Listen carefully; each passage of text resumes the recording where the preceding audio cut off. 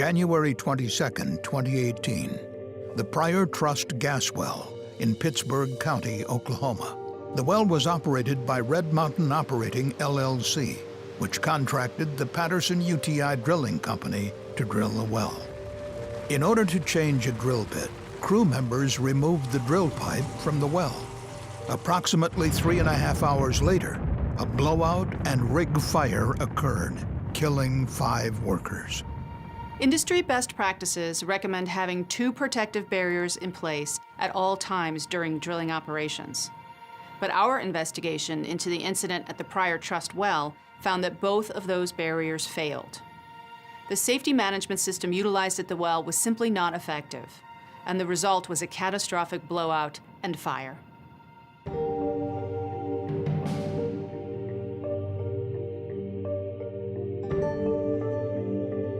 The Pryor Trust gas well was comprised of vertical and horizontal sections being drilled to reach underground natural gas in the Woodford geological formation.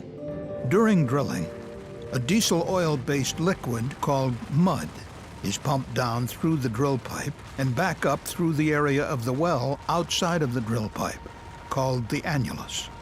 When mud returns to the surface, it includes rock cuttings from the bottom of the well. Mud, however, has another important function.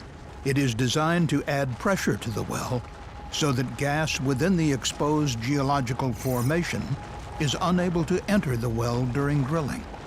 If that happens, and the gas is not detected, it can lead to a dangerous blowout. On January 21, 2018, Patterson crew members had been drilling the well for 10 days under the supervision of 2 contracted representatives from Red Mountain. They were drilling the horizontal section of the well. That morning, a crew member called a mud logger studied the rocks returning to the surface and found they were different than expected. He believed the drill pipe had inadvertently entered a different geological formation where Red Mountain did not intend to drill. Shortly after, gas started to escape from mud returning to the surface. The gas caused mud to spit out of equipment near the well and cover a portion of the rig. Around 11 a.m., the drilling crew adjusted piping so that mud returning from the well was routed to a piece of equipment called a mud gas separator that removed the gas from the mud. The separated gas was then routed to a flare to safely burn it. The size of the flare indicated that there was a significant amount of gas in the mud and that the well had likely become underbalanced, meaning that pressure from the mud was not keeping gas out of the well as intended. The crew continued drilling underbalanced until 3:30 p.m. when they stopped because the drill bit had become worn and needed to be replaced. The crew first circulated the well for 3 hours by pumping mud down the drill pipe and up the annulus. The flare continued while the well was circulating, an indication that the well remained underbalanced. While circulating, the Red Mountain representatives discussed how to remove the drill pipe from the well in order to replace the drill bit. The process to remove a drill pipe is called tripping. During any tripping operation, mud is pumped into the well to replace the volume of drill pipe being removed, which prevents gas from flowing into the well. In this case, the Red Mountain representatives decided to use a tripping method called calculated fill, which involved periodically pumping a calculated amount of mud into the well as the drill pipe was removed. They believed this method would keep the well contained if gas entered during the operation. But it was not a standard tripping method during normal drilling, so no one on the Patterson crew had performed it before, and they had no written procedure. The crew started removing the drill pipe at 6:47 p.m. The CSB found that while tripping the drill pipe from the horizontal section of the well, not enough mud was pumped and gas entered the well. The driller, who was controlling the operation from inside a building on the rig called the driller's cabin, did not see the discrepancy. That is because he had not been sufficiently trained on a new electronic version of a trip sheet, which is a form used to monitor and calculate whether a well is taking the proper amount of mud during tripping. As a result, he was unable to see that a significant amount of gas continued to enter or expand within the well, causing pressure in the well to increase and mud to backflow into a tank at the surface called the trip tank. In fact, pressure at the surface of the well had increased so much that the centrifugal pump the crew was using was no longer able to pump mud against the pressure of the well. Red Mountain's representatives decided to switch to higher pressure pumps, called mud pumps, to try to force mud into the well. They believed that the pressure applied by the new pumps would push any gas out of the well. But by the time the drill bit reached the top of the curve in the well, the CSB found that, unknown to drilling crew members, 20 barrels of gas had entered or expanded within the well. At that time, the drilling crew performed a 45-second flow check to see if gas was flowing in the well. The crew did not observe any flow of gas and believed the well to be stable, but the CSB determined that the flow check was inadequate. At 11 p.m., the drilling crew again circulated the well. While circulating, the rig's mud pits, which are tanks used to hold mud at the surface and are equipped with level sensors, gained 14 barrels of mud when they should have remained stable. This meant that the well gained approximately 14 barrels of gas, which caused the mud to escape at the surface. But the night shift driller had turned off the alarm system before the tripping operation, and no alarm sounded, so the large gain went unnoticed. Red Mountain's representatives then decided to pump a weighted volume of mud, called a pill, into the well, meant to generate enough pressure to prevent gas from entering the well. But a Patterson drilling crew member misheard Red Mountain's instructions over the radio, and they accidentally added lost circulation material to the pill. This material is designed to clog breaches in the well and is not intended to be in weighted pills. Although the mistake was discovered, the pill containing the lost circulation material was pumped down to the bottom of the drill pipe, clogging it. By 1:12 a.m. on January 22nd, the crew started to remove the drill pipe from the vertical section of the well, this time using the typical industry tripping method called continuous fill, where mud is pumped continuously into the well as the drill pipe is removed. But because the drill pipe was clogged, the mud was not freely draining into the well. The crew attempted to pump a weighted slug of mud into the drill pipe to push the clogged mud out, but this was not successful. With the drill pipe plugged, the drilling crew had to trip wet, meaning mud was in the pipe sections being removed at the surface. The drilling crew used what is known as a mud bucket to collect the mud from the drill pipe, which they drained into the trip tank. But the trip tank was also used to pump mud into the well during tripping. So the trip tank volume started to fluctuate as mud was pumped out to the well and drained in from the drill pipe. The fluctuations confused crew members, and they did not realize that while the drill pipe was removed from the vertical section, the well gained another 23 barrels of gas. When the bottom hole assembly, which is equipment at the end of the drill pipe that includes the drill bit, was near the top of the well, the crew finally removed the plugged part of the drill pipe. For the next hour, they tried to clear the clog. But at that time, and during a subsequent shift change, the well was still flowing, gaining another 31 barrels of gas and pushing more mud into the trip tank. No one saw the gain. At 6:10 a.m., the crew lifted the bottom hole assembly out of the well and closed the blind rams on the blowout preventer. They prepared a new bottom hole assembly for testing. When it was ready, a drilling crew member checked a pressure gauge on the rig floor to see if it showed pressure in the well, a safety precaution used before opening the blowout preventer. The pressure gauge showed no pressure. But at 7:57 a.m., when the blind rams were reopened so the new bottom hole assembly could be lowered into the well, 5 barrels of mud surged to the mud pits. At that time, a crew member pulled away the steel plate that had been covering the hole in the rig floor over the well. He waved over another worker who saw mud bubbling in the well, a sign that there was a significant amount of gas in the mud. That worker later told the CSB that he does not know if the mud bubbling was communicated to the driller. Between 7:57 a.m. and 8:35 a.m., while the drilling crew was testing the new bottom hole assembly, the mud pits gained another 102 barrels of mud, a very large volume. This significant gain likely displayed on the driller's data screen, but the day shift driller also chose to turn off the alarm system, and it is unknown if the driller saw this dangerous gain. At 8:35, with testing complete, the bottom hole assembly was removed from the well, and the mud pits gained another 12 barrels of mud, for a total influx of 207 barrels of gas into the well from the start of the tripping operation. A crew member saw mud flowing up out of the open blowout preventer stack. The mud was shooting up steadily, getting closer to the rig floor. The crew member told the driller, and the driller responded, that he was going to close the blind rams, but he never made it. Seconds later, mud blew upwards out of the well in what is known as a blowout. 2 workers on the rig floor ran into the driller's cabin, where 3 other workers were already located. The gas and mud then ignited, causing a massive fire.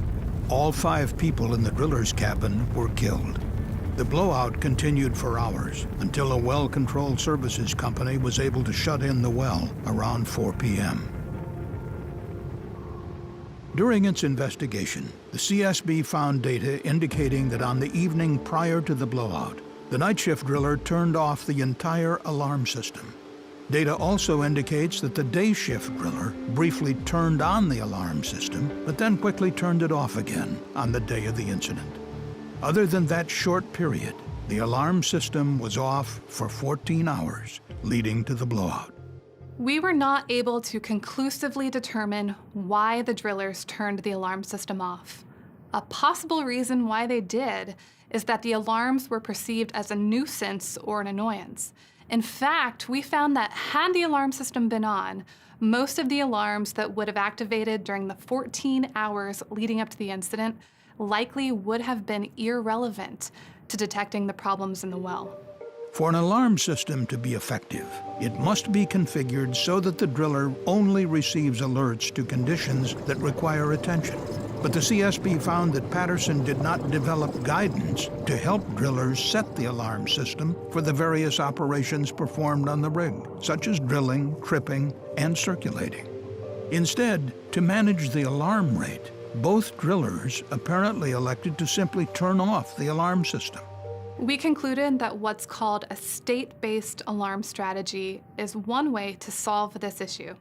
For example, on a drilling rig, there could be different active alarms for each operation, such as drilling, tripping, and circulating, so that alarms critical to a certain operation do not become a nuisance when operating in a different state where those alarms are not needed. Although there is a large body of guidance and recommendations on the design of alarm systems for hazardous operations, none are specifically targeted for the drilling industry. As a result, the CSB made a recommendation to the American Petroleum Institute to develop a standard on alarm management, specifically for the drilling industry, that addresses drilling's unique dynamic environment and provides guidance on implementing a state-based alarm system for different operating modes. When the blowout started, 2 crew members on the rig floor ran inside the driller's cabin. 3 other crew members were already in the driller's cabin, and all 5 workers were killed. It is unknown how long the victims remained alive inside the driller's cabin, but they had no viable escape routes. There were 2 exit doors from the driller's cabin, but both of those exit doors were blocked by flames after the gas and mud ignited.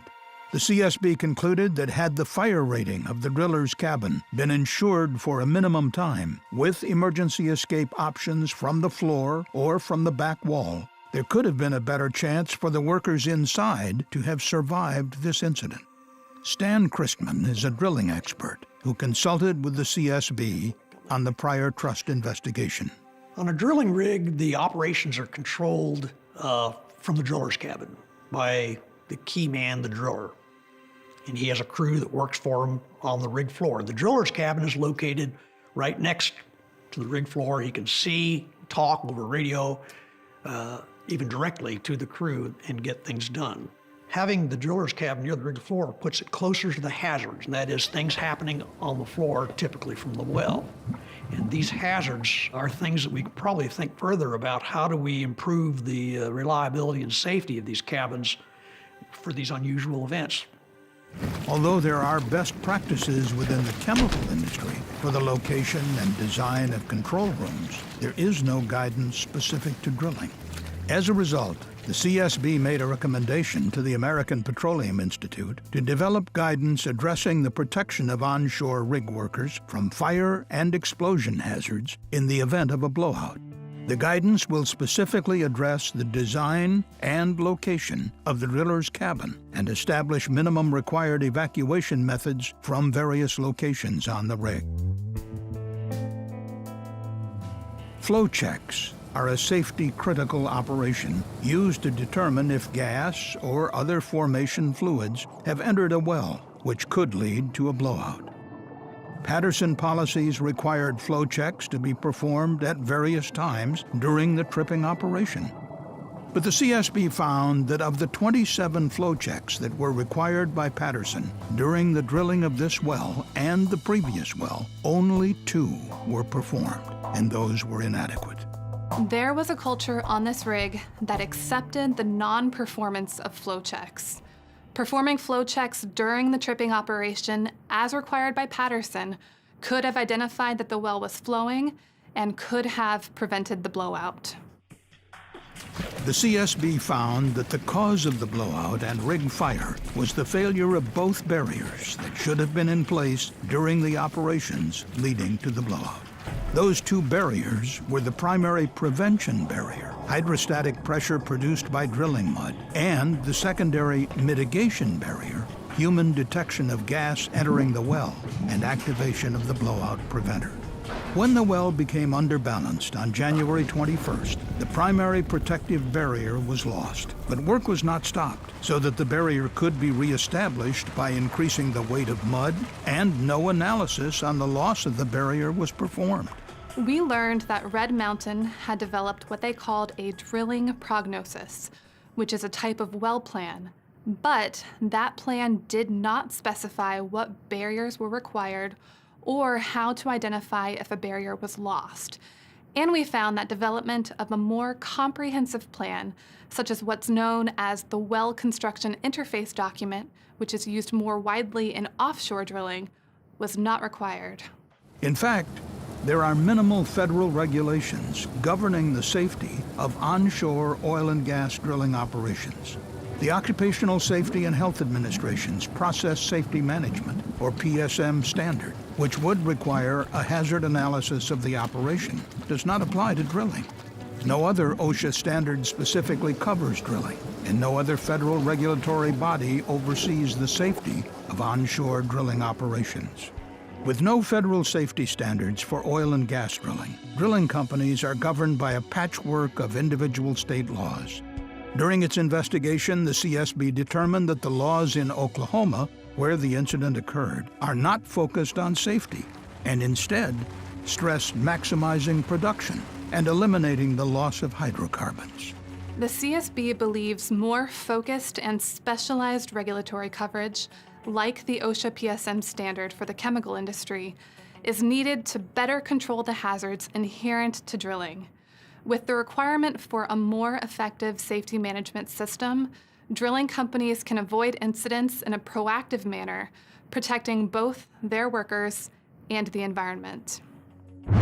As a result, the CSB made recommendations to OSHA to either apply the PSM standard to drilling of oil and gas wells or develop a new standard with a safety management system framework similar to PSM that applies only to the drilling of onshore oil and gas wells.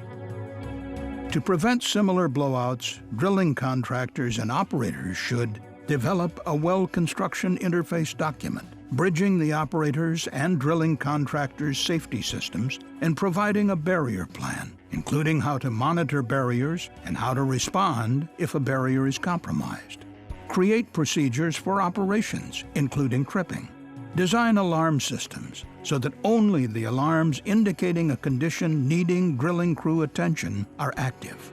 regularly perform drills to test drilling crews' abilities to detect and respond to signs of influx, and implement an indicators program to monitor and improve policy implementation rates. The blowout and massive fire at the Pryor Trust well was completely preventable. We hope our findings and recommendations are used by the drilling industry to promote safer operations so that similar tragic incidents can be prevented. Thank you for watching this CSB Safety video.